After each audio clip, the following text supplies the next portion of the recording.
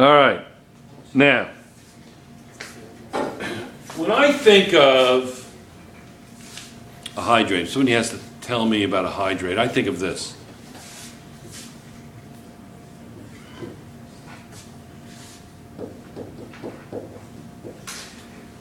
That's called copper 2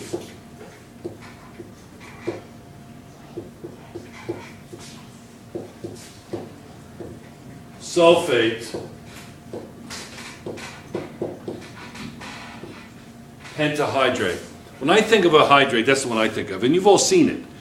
You know, you get that, it's kind of around copper tubing, you get that little bluish crust. Ken's looking at it like, when are we going to find copper tubing? All right, fine. Anyway, it's just this, it's like this bluish crystal, beautiful bluish crystal. Copper 2 sulfate, actually quite beautiful. The next video I'll go get some in the back of the laboratory. And what it is in the crystalline structure, within the crystalline structure of the copper 2 sulfate, there is, per particle of copper 2 sulfate, 5 particles of water, called a hydrate. If I heat that hydrate, I will produce, I heat it, triangle means heated, I get copper 2 sulfate anhydrous, copper 2 sulfate anhydrous. And so for every mole of copper 2 sulfate, you get 5 moles of water. Yes? Now, you could use this material to keep things dry. In other words, let's say I have an experiment. Okay, let's say I have an experiment. And I can't have water in the results. I've got to keep it nice and clean. I've got to keep all the water out of it. I can take like this bowl, okay, with a top on it, and inside this bowl, I can put in the bottom of it, I can put copper chloride anhydrous, yes? And I can put my material.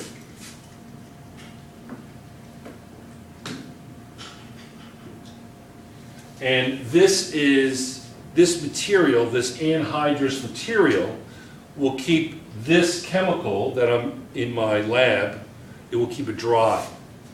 It'll allow it to dry. Let's say it's not completely dry, but it'll allow it to dry. This is called a desiccator. A desiccator means it's a vessel that dries something out. Simple as that. Let's look at some words in this. What's anhydrous mean? Anhydrous, what does that mean, the word anhydrous? Yes? Substance that does not contain water. Substance that does not contain water. Very good. For instance, this is a hydrate. This is the anhydrous form. Clear? What are some other words in that section that you might need to know? What's hygroscopic mean? Hygroscopic. Hygroscopic. What does that mean?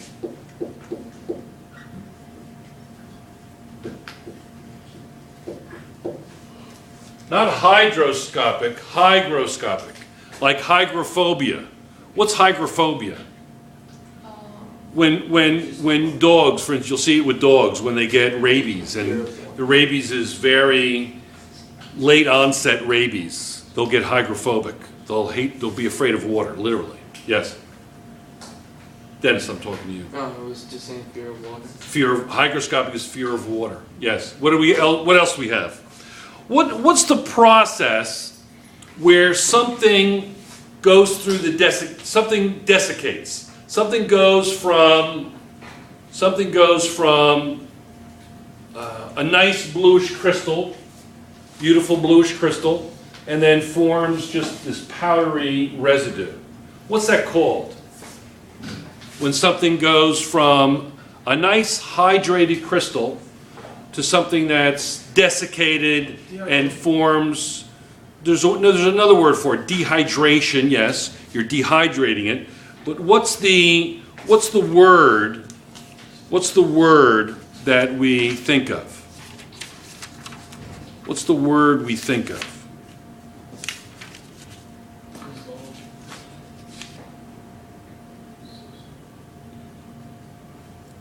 Shall we go back to that word? I'll put that word on part 2. I'll give you a chance to look it up. There's the word. 499 is the word.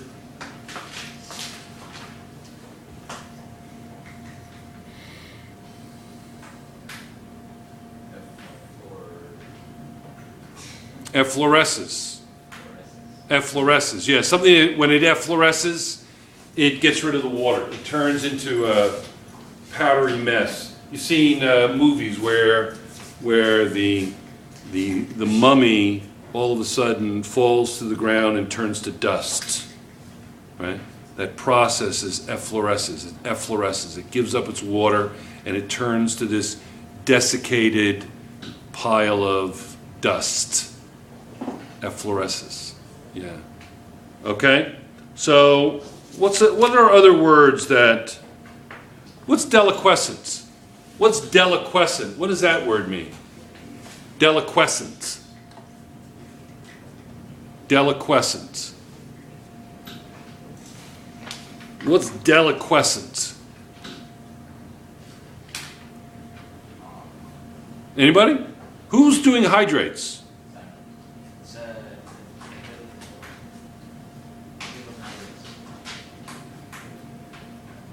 Are you guys doing hydrates? Yes. Thank you, Jen, for participating and not being assigned hydrates. I really appreciate that. For deliquescent, that means that a substance sucks enough water out of the air to dissolve completely. Yeah. What I used to do, there's an experiment that you can do where the material, the salt you're producing is very deliquescent. And it's called, when I take zinc, okay,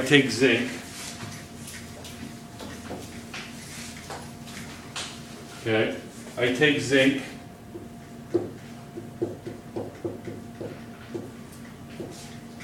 and I produce what? What do you think I produce?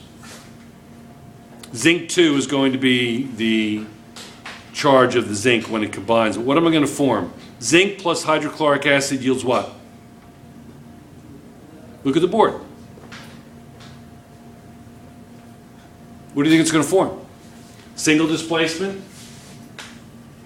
Going to kick out the hydrogen.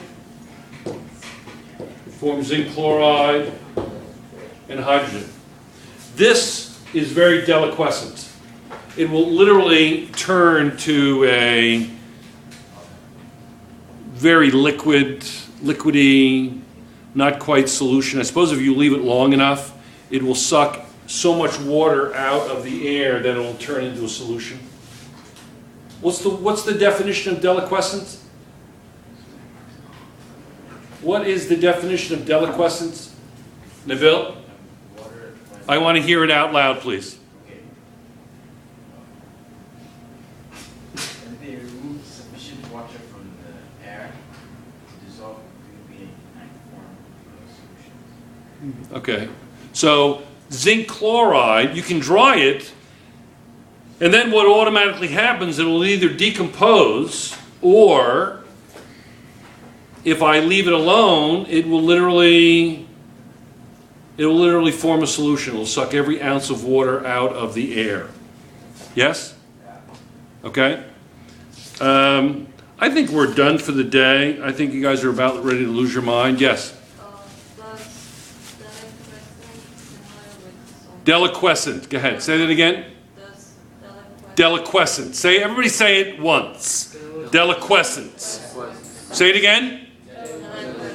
All right, now could we all have some kind of unity and all say it? I'm not going to say it. All say it on the count of 3. 1, 2, 3. Deliquescent. Say it again. Deliquescent. How many people find that to be an odd word they've never seen before? Okay, good. Deliquescent. So on the count of 3, deliquescent. 1, 2, 3. Deliquescent. Excellent. Yes, Ellen, what's your question? Does deliquescent mean similar with soluble? Well, is it no, it's not similar to soluble. Deliquescent is the process by which moisture is sucked out of the air. Now, if the material wasn't soluble, it wouldn't go into solution, would it?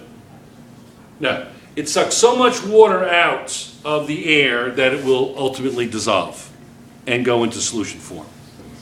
The formation of a solution is not deliquescence. Okay? Deliquescence is the sucking of water out of the air by a substance. There's a similarity, certainly. There's a similarity, absolutely. But is it the same thing? No. Absolutely not.